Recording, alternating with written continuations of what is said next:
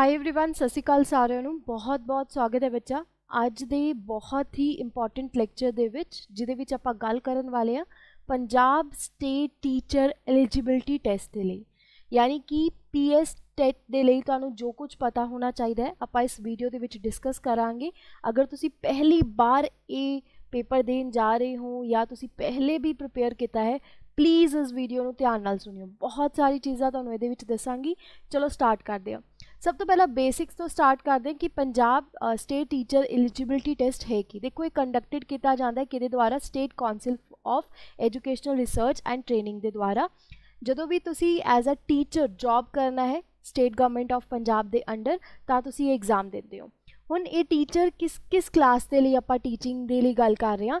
दो पेपर्स होंदे ने, एक होंदा पेपर 1 ठीक है जो क्लास फर्स्ट तो लैके क्लास 5th तक होंदा है, एक अपर प्राइमरी होंदी है क्लास 6 तो लैके 6th 7th 8th तक ठीक है। हुण ਜਿਹੜੇ टीचर्स होंदे ने इस पर्टिकुलर टीचिंग जॉब के लिए इंटरस्टिड होंदे ने वो एग्जाम देंदे ने। तो इस बार की डेट ऑलरेडी अनाउंस हो चुकी है, तुहानूं ऑलरेडी पता है कि दिसंबर दे विच तुहाडा एग्जाम हो सकता है तो नाल दी नाल अपनी नोटिफिकेशन भी रिलीज़ हो चुकी है। हुण आपां गल करदे हां PSTET की फुल फॉर्म की है Punjab school educational board administrate करता है Punjab state teacher eligibility test. State level test होंदा है यानी कि स्टेट दे ही बच्चे जिहड़े है स्टेट दे ही कैंडीडेट्स जिहड़े है इस एग्जाम नूं दिंदे ने। दो पोर्शनस दे विच इस पेपर नूं कंडक्ट किया जाता है, एक होंदा है पेपर फर्स्ट एक होंदा है पेपर सैकेंड। आओ इहदे बारे जानते हैं कि पेपर फर्स्ट दे विच की होंदा है ते पेपर सैकेंड दे विच की होंदा है। अगर तो तुसी क्लास फर्स्ट तो लैके 5th तक ही टीच करना चाहते हो तो तुहानूं पेपर फर्स्ट क्लीयर करना पएगा।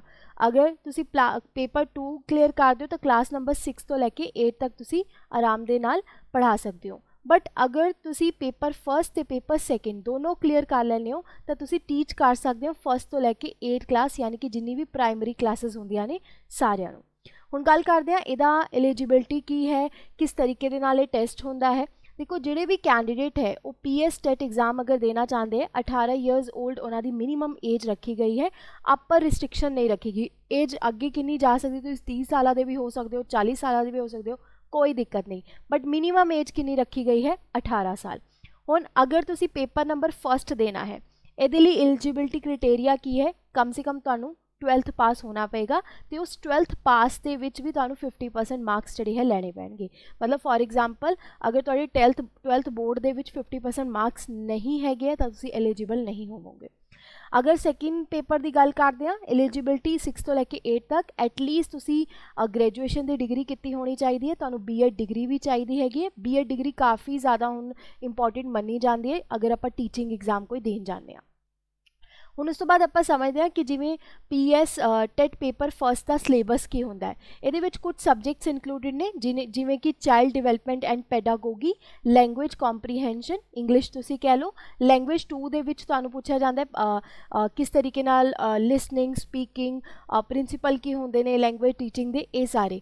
मैथ्स आ जाता है, मैथ्स दे विच भी तुहानूं काफ़ी ज़्यादा वड्डा सिलेबस है। ये सिलेबस मैं एक एक करके एनालाइज करांगी, तुहाडे लई वीडियो आएगी बकायदा मैं तुहानूं दिखावांगी कि किस तरीके के क्वेश्चन जिहड़े पूछे जाते हैं। एक होंदा बच्चा ईवीएस सब्जैक्ट दे विच भी बहुत ही नॉर्मल सब्जैक्ट्स नॉर्मल सिलेबस होंदा है वो रखा गया है। ये है तुहाडा पीएस टेट पेपर फर्स्ट का सिलेबस। हुण आपां गल करदे हां पीएस टेट पेपर 2 का सिलेबस। जिहड़ा पेपर 2 का सिलेबस है वो थोड़ा जिहा वड्डा है क्योंकि आपां क्लासेस जिहड़ियां ने थोड़ी वड्डियां हो गईयां ने। जिवें सोशल साइंस भी इहदे विच रख दिता गया जिहदे विच पॉलिटी भी आ जाती है, थोड़ी हिस्टरी भी आ जाती है। मैथ्स दे विच अगर असीं गल करिए number system, knowing our numbers, playing with number, whole numbers ये ईजी नहीं है, क्वेश्चन काफ़ी अच्छे लैवल के आते हैं। लैंग्वेज नंबर 2 की गल आपां करते हैं, लर्निंग एक्वाइजेशन हो गया, लैंग्वेज टीचिंग हो गया, अगेन सेम रखा गया है। चाइल्ड डिवेलपमेंट एंड पैडागोगी दोनों दे विच ही है, पेपर 1 दे विच भी है, पेपर 2 दे विच भी है।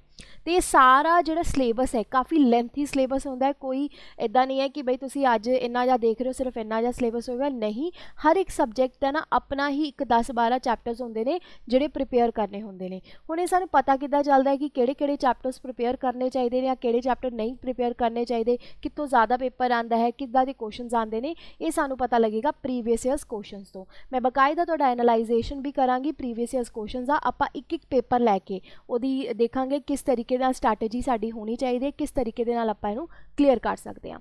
हजे सिर्फ आप इन्ना जान लेने की पैटर्न रहने वाला, की चीज़ां तुहानूं पता होनियां चाहिदियां ने। उस तो बाद आंदा PS TET exam pattern of for paper 1। Paper 1 दे लई अगर असीं गल करिए चाइल्ड डिवेलपमेंट एंड पैडागोगी तो नंबर ऑफ क्वेश्चनस किन्ने आंदे ने, 30 क्वेश्चनस आंदे ने ते टोटल मार्क्स यानी कि एक नंबर का एक क्वेश्चन है 30 मार्क्स का होएगा। उसी तरीके नाल लैंग्वेज दे विच भी 30 आंदे ने, लैंग्वेज सैकेंड दे विच भी, मैथामैटिक्स इन्वायरमेंटल स्टडी 30 क्वेश्चनस आंदे ने ते 30 नंबर दे, यानी कि टोटल जिहड़ा तुहाडा PS टेट फर्स्ट पेपर है वो 150 मार्क्स का होएगा।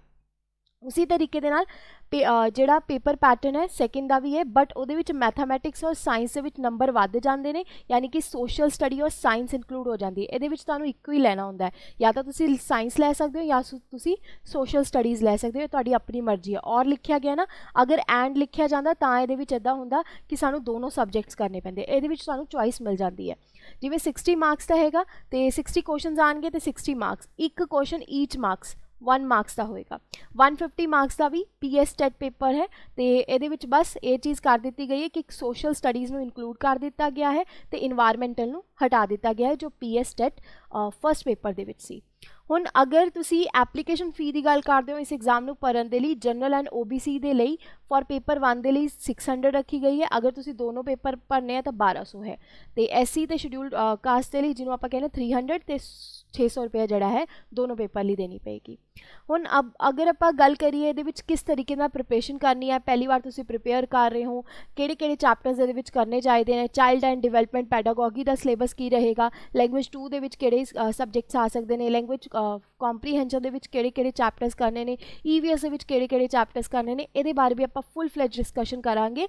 इस वीडियो तो बाद पर्टिकुलरली होर भी बहुत सारियां वीडियो आउणगियां। पंजाब अड्डा 247 दे चैनल नूं सबसक्राइब करना ना भुलना ताकि तुहानूं पता चल जाए।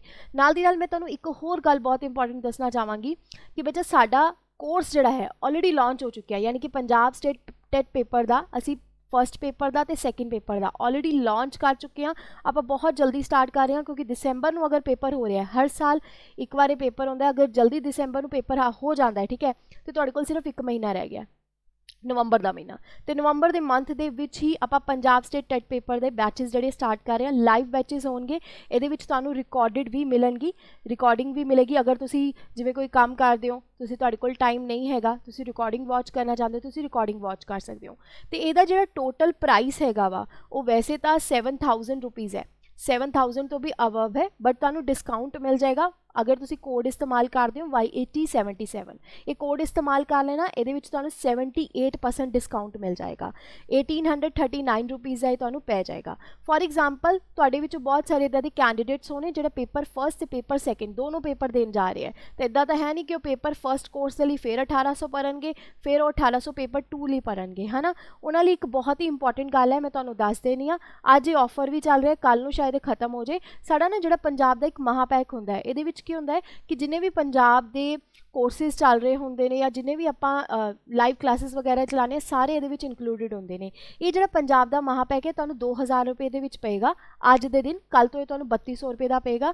इहदे नाल तुसीं की कर सकदे हो 2000 का भी 2 साल के लिए पेगा, डबल वैलिडिटी। अगर कल परचेज करोगे तो 3200 रुपये का पेगा, जिहदे नाल तुहानूं सिर्फ 1 साल लिए मिलेगा।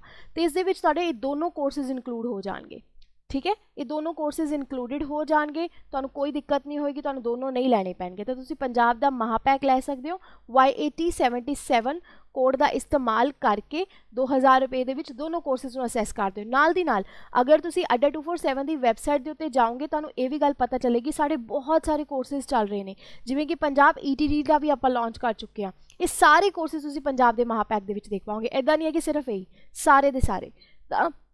तुहानूं कोई दिक्कत नहीं आएगी। नाल दी नाल अगली वीडियो आएगी जिहदे विच मैं एनालाइज करांगी कि किस तरीके दे नाल आपां पेपर फर्स्ट की तैयारी कर सकते हैं, किस तरीके नाल आपां पेपर सैकेंड की। ये आपां प्रीवियस ईयर पेपर नूं देख के करांगे। तुहानूं मैं प्रीवियस ईयर पेपर की एग्जाम्पल्स दिखा के दसांगी कि इस तरीके नाल देखो क्वेश्चन आते हैं, किहड़े चैप्टर्स तुहानूं करने चाहिए हैं। तद तक लई stay tune, keep learning. I hope you like the video. Thank you very much guys, have a great day and a great evening also.